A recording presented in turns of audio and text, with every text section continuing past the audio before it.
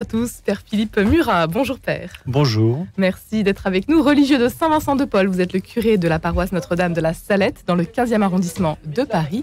Église où repose le Père Henri Planchat, premier prêtre des religieux de Saint-Vincent-de-Paul et martyr de la foi, assassiné en 1871 dans la rue Haxo lors de la Commune de Paris. Il sera béatifié aux côtés de 4 autres prêtres martyrs ce samedi 22 avril à Saint-Sulpice. Une béatification très attendue. Comment est-ce que vous accueillez cet événement, Père Murat ? Nous accueillons cet événement avec beaucoup de joie. Il y a très longtemps que nous l'attendions, cet événement. Et très très longtemps, c'est-à-dire nous avons un confrère qui a 101 ans aujourd'hui et qui est encore en très bonne forme et qui nous disait encore il y a quelques jours que lorsqu'il est entré au petit noviciat, on parlait déjà d'une béatification imminente. C'était il y a plus de 80 ans. Donc voilà. Et après aussi les événements de 1968, dans les années 70, où la cause était sur le point d'aboutir pour le centenaire de la commune. Finalement, la cause a été déposée sur le côté en attendant des jours meilleurs. Et puis finalement, elle aboutit aujourd'hui, c'est une grâce. Pourquoi ça a été si long, finalement Je pense que le contexte historique y est pour beaucoup. Il y a 2 ans encore, je pense que le père Stéphane Mayer pourra en parler, il y a 2 ans encore, lorsque on a commémoré le 150e anniversaire de la mort des martyrs, une procession a eu lieu entre l'ancienne prison de la Roquette et le lieu du martyr, et puis en cours de route, il y a eu des manifestations un peu violentes contre les pèlerins, donc ils s'acheminaient vers la rue Haxo. Donc le contexte historique était un peu difficile. Et je pense que c'est une des raisons pour lesquelles la cause a tant attendu avant d'aboutir. Et puis 150 ans après 150 ans après, oui. Ça paraît improbable. Improbable, non. Non, mais ça exerce la patience. Et ça permet d'apprécier encore davantage d'événements. Père Philippe Murat, vous êtes le curé de la paroisse Notre-Dame de la Salette, où repose donc le Père Henri Planchat. Comment est-ce que vous découvrez le Père Henri Planchat ? Comment vous en entendez parler pour la première fois ? Alors, j'en ai entendu parler il y a maintenant quelques années, puisque ça fait quand même quelques années que je suis dans la vie religieuse et puis que je suis prêtre. C'est au moment donc où vous décidez de rejoindre les religieux de Saint-Vincent-de-Paul ? Comment ? À ce moment-là, quand vous rejoignez la communauté, ou vous en aviez déjà entendu parler avant ? Du Père Henri Planchat, j'en ai surtout entendu parler quand je suis entré dans la communauté. J'avais davantage entendu parler du fondateur et de nos premiers frères, mais le premier prêtre de l'Institut, j'en ai entendu parler davantage après être entré dans la communauté, pendant mon noviciat en particulier. Mais évidemment, ces toutes dernières années, sa figure a pris une place beaucoup plus grande dans ma vie personnelle. Bon, d'une part parce que le Père repose dans le sanctuaire juste à côté de l'église, et puis parce qu'il y a eu tout ce qu'on a mis en œuvre. Vous avez mis en scène donc la vie du Père Planchat, oui, avec cette pièce de théâtre, Chasseur d'âmes. Oui. Racontez-nous. C'est une très très belle expérience vécue avec 2 paroissiens qui nous sont très proches et qui sont en plus comédiens professionnels et avec lesquels on a pu mettre en scène cette vie et cette mort admirable, et puis la jouer 6 fois, 4 fois en octobre, puis 2 fois encore la semaine dernière, samedi et dimanche. Pourquoi une pièce de théâtre ? D'abord, c'est aussi une tradition communautaire dans nos œuvres, dans nos patronages. On aimait justement mettre en scène la vie des petits, des pauvres, du monde ouvrier dans le 19e siècle. Donc c'est une tradition de communauté. Et puis parce que la pièce de théâtre permet de faire ressortir des émotions très fortes à travers les paroles, à travers les gestes, à travers la mise en scène. C'est une pièce que vous avez composée à l'aide de ses écrits, 13 lettres écrites en captivité, notamment. 13 lettres ont été sélectionnées parmi les très nombreuses lettres qu'il a écrites, parce qu'il a beaucoup écrit. Bien sûr, il y a les lettres, il a écrit beaucoup de lettres, mais aussi il a beaucoup écrit pour la congrégation, puisque c'est grâce à lui que ce que nous appelons dans notre jargon les directoires, c'est-à-dire la vie la vie au quotidien, au niveau de la vie religieuse et de la vie apostolique. C'est lui qui a été le contributeur, on va dire, principal de ces directoires. Donc il a beaucoup écrit, et on a sélectionné effectivement 13 lettres de la captivité, depuis son arrestation le 6 avril 1871 jusqu'à sa mort, le 26 mai 1871. Il y a 13 lettres qui ont été sélectionnées pour la pièce de théâtre. Chasseur d'âmes, racontez-nous pourquoi ce titre. Chasseur d'âmes, c'est le qualificatif que le vicaire général de Paris de l'époque, Monseigneur Dulst, avait donné au père Planchat. Donc manifestant ainsi ce grand zèle apostolique qui l'animait et ce désir d'aller chercher la brebis perdue, là où elle se trouvait, et surtout dans les faubourgs de Paris de l'époque. On le surnommait donc, comme vous l'avez dit, l'apôtre des faubourgs. Oui, tout à fait. Donc ce prêtre, né le 8 novembre 1823 à La Roche-sur-Yon, fusillé le 26 mai 1871, donc au cours du massacre de la Commune à Paris. S'il fallait retenir quelque chose de cette vie donnée aux autres aujourd'hui à l'occasion de cette béatification, qu'est-ce qui vous marque ?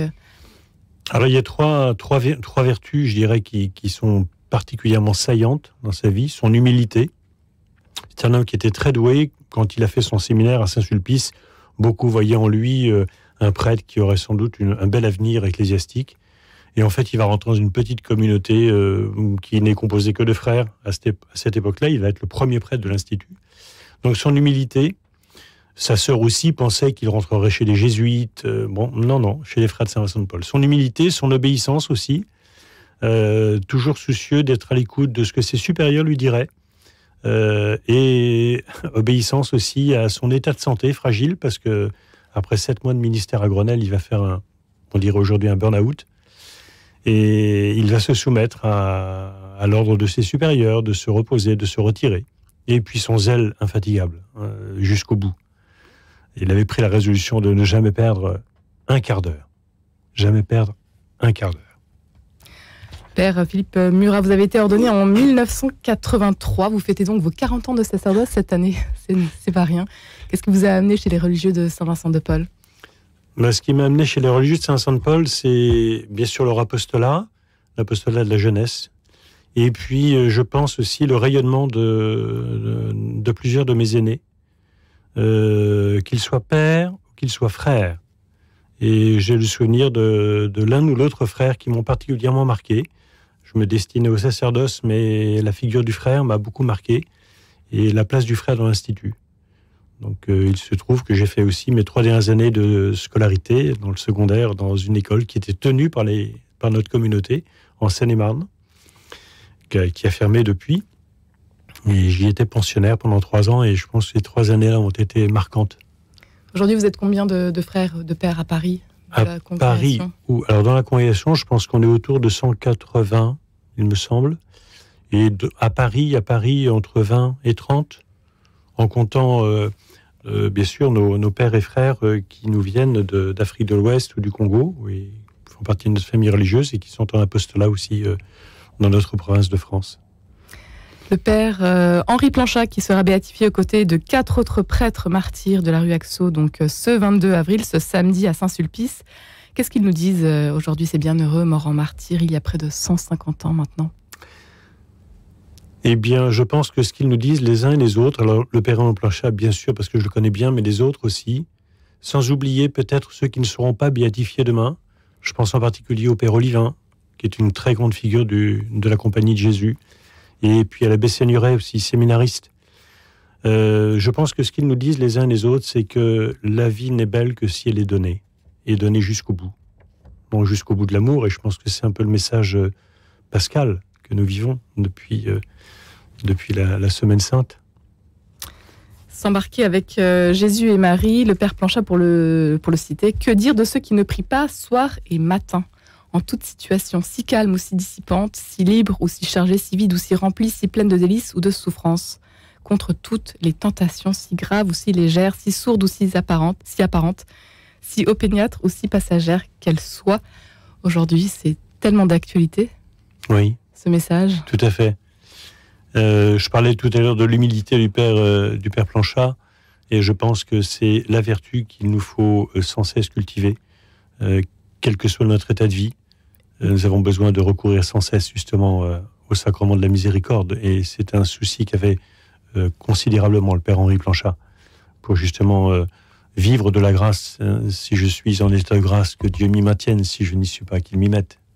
Et grâce à la prière. Oui, donc. Tout à fait. Et une prière continuelle. Je pense qu'un homme très, très zélé comme le Père Henri Planchat était très, très régulier aussi. Petite anecdote, quand il est entré en captivité, il était arrivé en prison, à Mazas, avec son bréviaire. Et il a vu des confrères autour de lui n'avaient pas pu le prendre. Et il s'en est séparé de son bréviaire en ayant pris quelques notes. Il était tellement attaché à la prière du bréviaire qu'il le savait presque par cœur.